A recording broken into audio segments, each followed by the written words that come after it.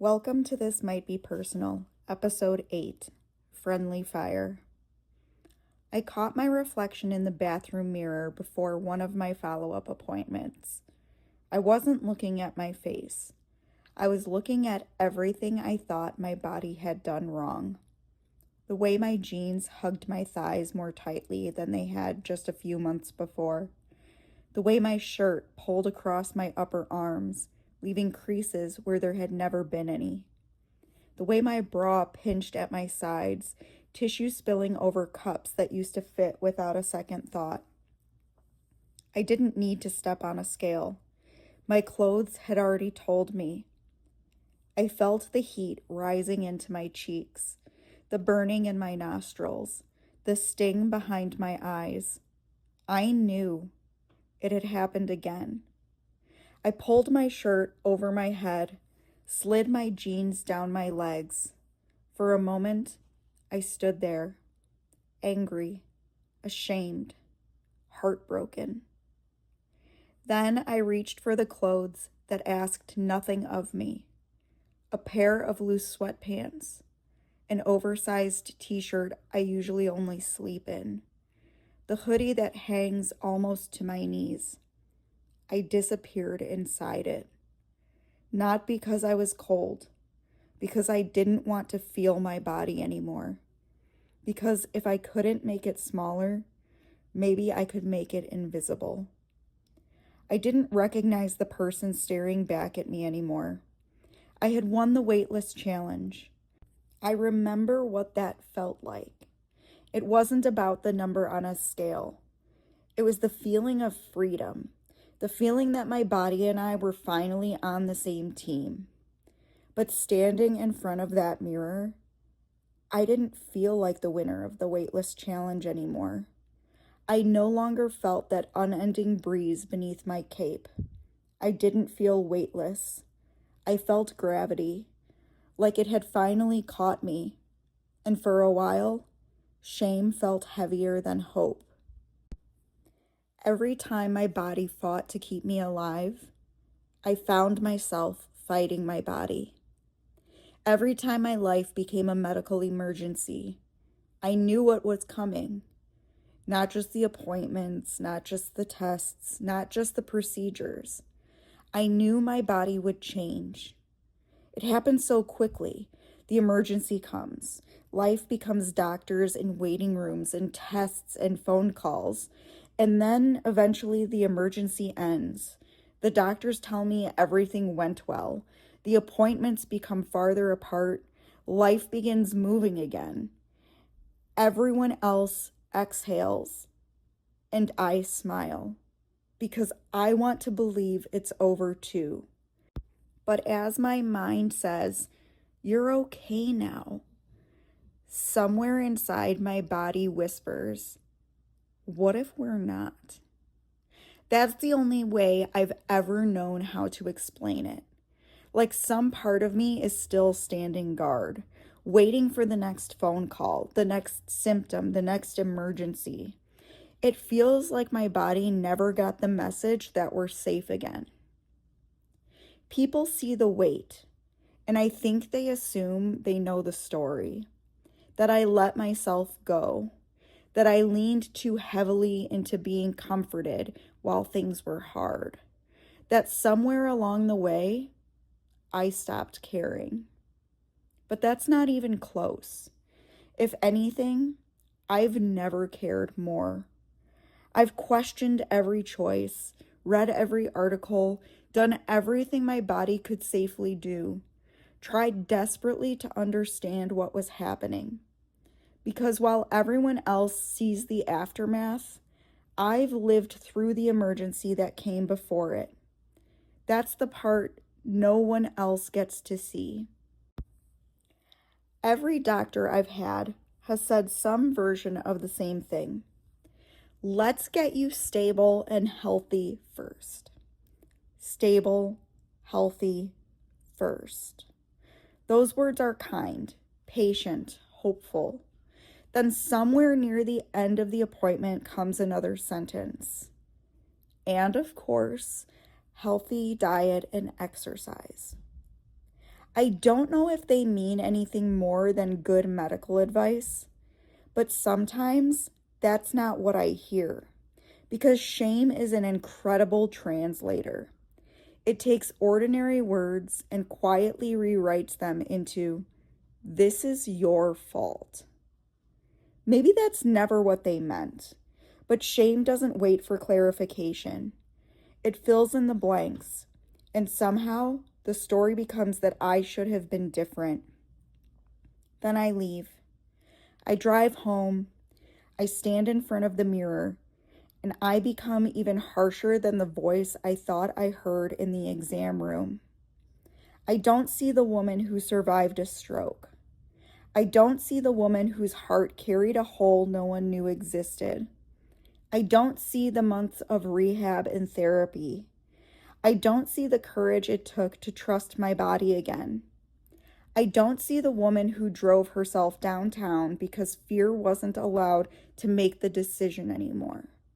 I don't see the mom who still shows up to every karate tournament, the one who cheers until she's hoarse, the one the other kids jokingly call mom.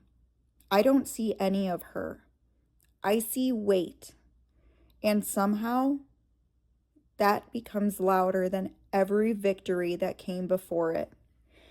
And here's the frustrating part. I know my body. I know I've built muscle. I know how much of me is strength. I know what this body is capable of. I've proven it to myself over and over again. I didn't suddenly become incapable. I didn't suddenly lose everything I built. I know that when I'm healthy enough to pick up a kettlebell again, much of my strength will still be there. Maybe I won't start exactly where I left off. Probably not. I'll have to rebuild. I'll have to be patient. I'll have to listen to my body. But I know that.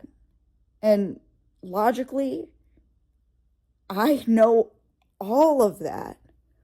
And still, when I'm not allowed to train, when I can't pick up the kettlebell, when I can't do the things that remind me what this body can actually do, something happens to the way I trust myself. Because strength has never just been something I see. It's something I feel. And when I can't access it, the mirror gets louder. That's what shame steals. Not just confidence, trust. It convinces me to trust my reflection more than my reality. But maybe it isn't even my reflection I'm trusting. Maybe it's shame's version of my reflection. Because shame reflects more than me. It exaggerates every flaw. It erases every victory. It edits out every piece of evidence that doesn't support the story it's trying to tell. And maybe that's because I wasn't looking for Amy in the mirror. I was looking for Wonder Woman. The woman who never gets sick, never gains the weight, never needs another procedure, never has to recover, never gets overwhelmed, never falls apart. Of course I couldn't find her. She isn't real. Amy is. And then there's the part I almost never tell anyone. This past year, we've spent more than $15,000 out of pocket on my medical care. Every bill feels heavy. Every procedure, every prescription, every specialist. But heavier than all of it is the guilt. Not because Adam has ever made me feel like a burden. He hasn't. Not because my boys have ever made me feel like I'm too much. They haven't. I told myself that story. I started wondering if my family deserved someone healthier, someone easier, someone less expensive. That's what shame does. It doesn't stop at your reflection. It starts rewriting your value. It rewrites it until you can't tell the difference between what happened to you and who you believe you are. But here's what the mirror doesn't know. The mirror never lived through the emergency. It never sat beside a hospital bed, never cried after a procedure, never fought through the therapy. It never felt the weight of a kettlebell in its hand. It never stood there afraid and did the thing anyway. The mirror has never seen the battle. It only reflects the surface. It has never been qualified to tell the whole story. My body has. My body remembers every battle, every scar, every recovery, every frightened moment, every time it chose to keep me alive. Maybe that's why it holds on so tightly. Maybe it isn't trying to betray me. Maybe after everything we've been through together, it just hasn't learned that the emergency is over. And then came the hardest realization.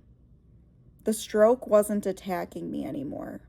The procedures weren't attacking me anymore. The emergency wasn't attacking me anymore. But someone was. Me. Every hateful thought, every time I measured my worth by how my clothes fit, every time I looked at what had changed instead of everything that remained, every time my body fought to keep me alive, I turned around and fought it back. Somewhere along the way, I forgot we were on the same side. The battle had ended, but the friendly fire hadn't. I'm not going to tell you that I love everything I see now. That wouldn't be true. Some mornings I still reach for the oversized hoodie. Some mornings I still catch my reflection and see everything I wish were different before I see everything else. But I'm learning to ask a different question. What if this body isn't evidence that I failed?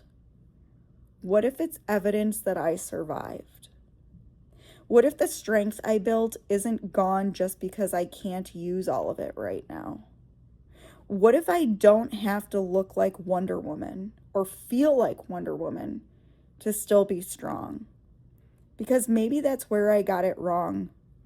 I kept looking in the mirror for her, and every time I couldn't find her, I blamed Amy, the woman who actually survived it, the woman who actually did the rehab, the woman who actually lifted the kettlebells, the woman who actually won the weightless challenge, the woman who actually got scared and kept going anyway.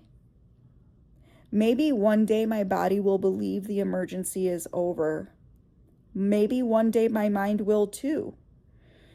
But until then, I think Amy deserves a little more grace, because she and this body have been on the same side all along. And after everything we've survived together, I'm trying to stop firing at the one thing that never stopped fighting for me. The last thing my body needs is friendly fire.